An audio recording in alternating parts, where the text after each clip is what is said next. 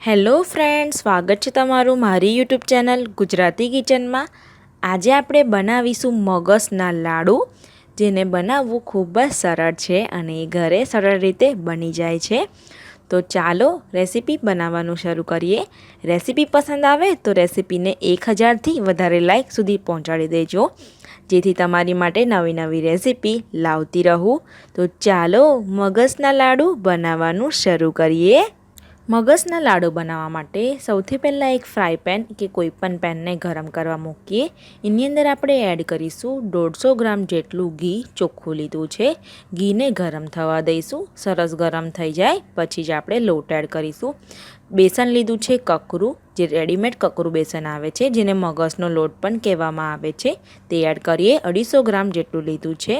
હવે સરસ મિક્સ કરીશું। પહેલાં વધારે ઘી એડ નથી કરવાનું, 150 ગ્રામ જેટલું જ ઘી એડ કરવાનું છે। તમને એવું લાગશે કે ઘી ઓછું છે, પણ એવું નહીં થાય। બેસન જેમ જેમ શેકાશે એમ એમ ઘી પણ છૂટું પડશે। તો થોડો કોરોટ લાગે તો પણ એને મિક્સ કરીને શેકવા દો। જો પછી ઓછું લાગે 2-3 મિનિટ પછી તો થોડુંક એડ કરી શકો છો। થોડી જ વાર પછી તમે જોશો કે આપણો લોટ સરસ શેકાવા માંડ્યો છે। તો આ રીતનું સરસ ઘી છૂટું પડવા માંડશે। જો તમે વધારે ઘી એડ કરી દેશો તો તમારું મગસ લાડુ નહીં વળે, એકદમ ઢીલું ઢીલું થઈ જાય। એટલે તમે આ રીતનું રાખશો તો સરસ લાડુ વળશે। તો હવે એકદમ સ્લો ફ્લેમ પર શેકાવા દેવાનું છે, જ્યાં સુધીને કે બેસન સરસ શેકાઈને હલકું ના થઈ જાય।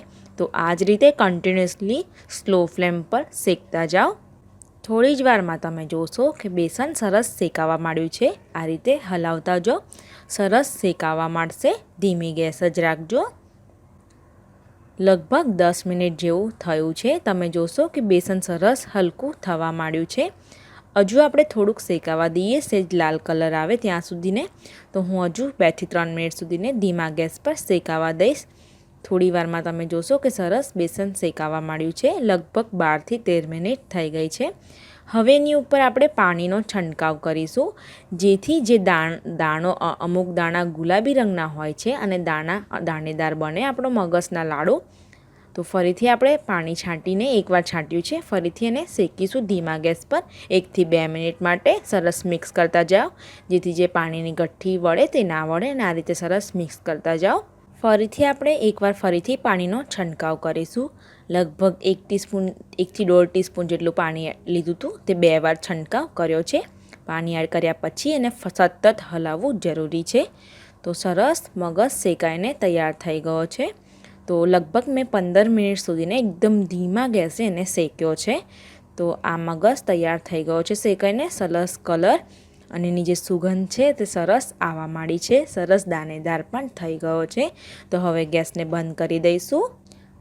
પેનને મેં નીચે ઉતારી દીધું છે। હવે આપણે એને સતત 2થી 3 મિનિટ સુધીને આ રીતે હલાવવાનું છે, જેથી એ નીચે ચોંટી ના જાય અને એનો ટેસ્ટ ખરાબ ના થઈ જાય। એટલે ગેસને ઉતારીને પછી આ રીતે નીચે એને સરસ 5 મિનિટ સુધીને હલાવતા રહો। 5 મિનિટ થઈ ગઈ છે। હવે ફરીથી એને 5 મિનિટ થોડું ઠંડુ રાખ્યું હતું। તો હવે આપણે એક બીજા મોટા વાસણમાં કાઢી લઈશું। તો હું કાઢી લઉં છું। હવે આપણે એની અંદર દળેલી ખાંડ લેવાની છે। તમે બુરું ખાંડ પણ લઈ શકો છો, પણ મેં ઘરે જ પાવડર સુગર લીધી છે।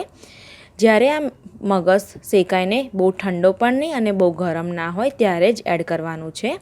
તો ખાંડને એડ કરી દઈશું। તમે બુરું ખાંડ પણ લઈ શકો છો, 150 ગ્રામ જેટલી લીધી છે। અત્યારે મિશ્રણ બહુ ઠંડુ પણ નથી અને બહુ ગરમ પણ નથી, એવું છે। તો હવે મિક્સ કરી દેવાનું છે સરસ। ખાંડને પણ બરાબર મિક્સ થઈ ગયું છે, તમે જોઈ શકશો।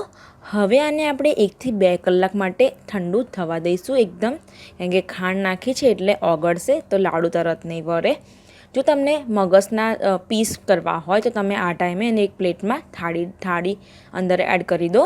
પછી સરસ પીસ પડે, ઠરી જાય પછી કટ કરી લેવાનું। પણ આપણે લાડુ બનાવવાના છે એટલે એને 2થી 3 કલાક માટે આ જ રીતે ઠંડુ થવા દઈશું। 2થી 3 કલાક થઈ ગયા છે। હવે આપણે એના લાડુ બનાવીશું। સરસ લાડુ વળશે। તમને જે શેપમાં ગમતા હોય, નાની મોટી સાઇઝ તમે કોઈ પણ કરી શકો છો। તો આ રીતે આપણે લાડુને સરસ રીતે વાળી લેવાના છે। તો લાડુ સરસ મેં વાળી લીધું છે। હવે આપણે એ જ રીતે બીજા બધા લાડુને બનાવીને તૈયાર કરી લઈશું। મગસના લાડુ બનીને તૈયાર છે। હવે દિવાળીમાં આ રેસીપીને ઘરે એકવાર જરૂરથી ટ્રાય કરજો। જો રેસીપી પસંદ આવે તો લાઈક અને શેર કરવાનું ના ભૂલતા। ગુજરાતી કિચન ચેનલને સબસ્ક્રાઈબ જરૂરથી કરજો। બેલ આઇકન જરૂરથી ક્લિક કરો જેથી તમને મારી બધી રેસીપીની નોટિફિકેશન સૌથી પહેલાં મળે। મળીશું આપણે એક આવી નવી રેસીપી સાથે। ત્યાં સુધીને આવજો।